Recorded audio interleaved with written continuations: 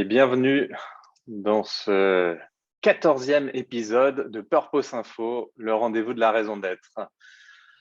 Et pour démarrer l'échange, une question devenue un rituel dans cette émission. Quelles sont, selon vous, les finalités des entreprises? Viviane, si vous voulez commencer.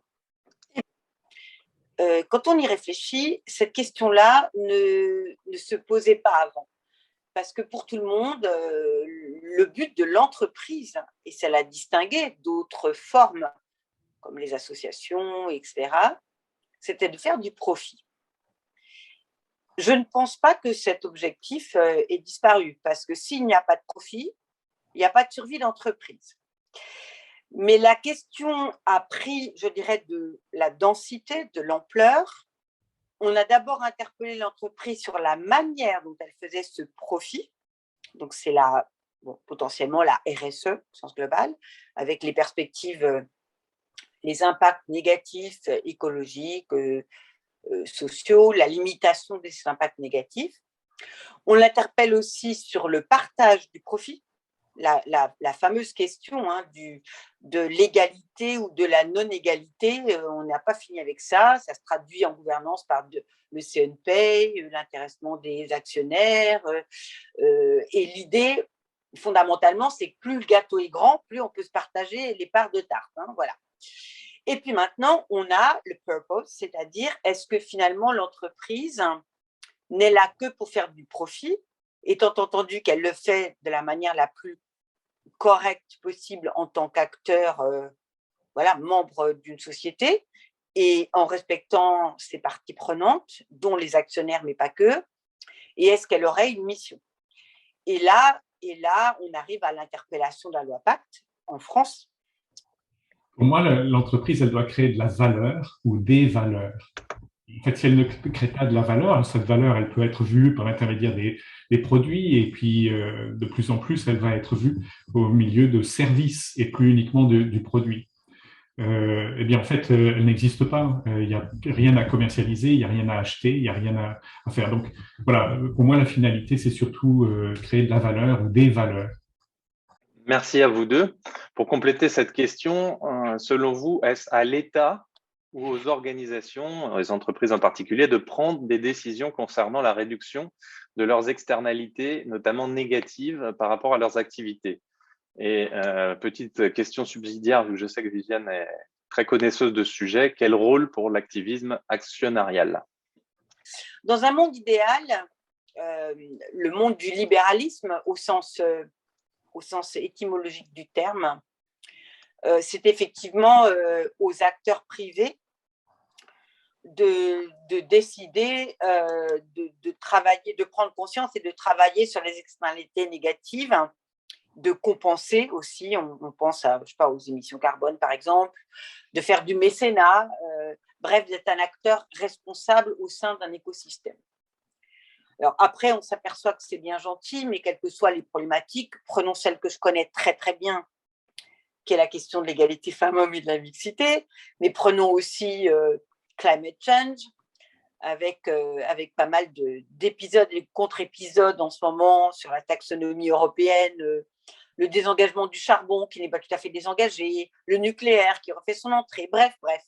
Ces choses-là sont complexes et on s'aperçoit que dans de nombreux pays, et tout particulièrement un pays comme le nôtre qui a quand même une tradition légaliste et d'interventionnisme de l'État qu'à titre personnel je regrette, mais qui est celle-ci, il ne se passe pas grand-chose quand il n'y a pas un input légal.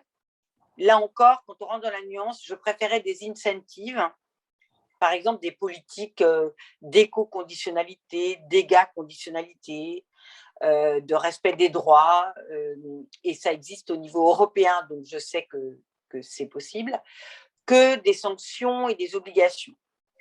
Je pense qu'on a créé un cadre très complet, très sophistiqué, peut-être trop lourd pour pas mal de boîtes, en tout cas adapté peut-être aux grands groupes, mais moins aux ETI, aux PME et encore moins aux startups, et qu'à un moment donné, on crée tellement de contraintes qu'on va on limite l'innovation, on limite la créativité, on a une culture du risque, de prise de risque lamentable parce que c'est la précautionnité aiguë.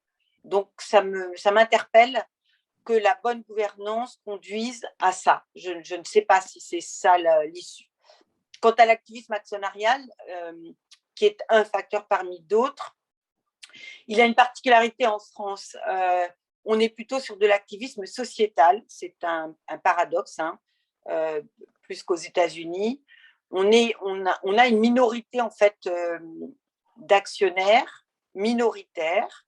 Alors, je pense au Forum de l'investissement responsable, à FITrust, les équivalents américains, BlackRock, qui vont interpeller l'entreprise et lui demander des comptes, en fait, accountable, demander des comptes sur le devoir de vigilance, sa politique sociale, le ratio d'équité.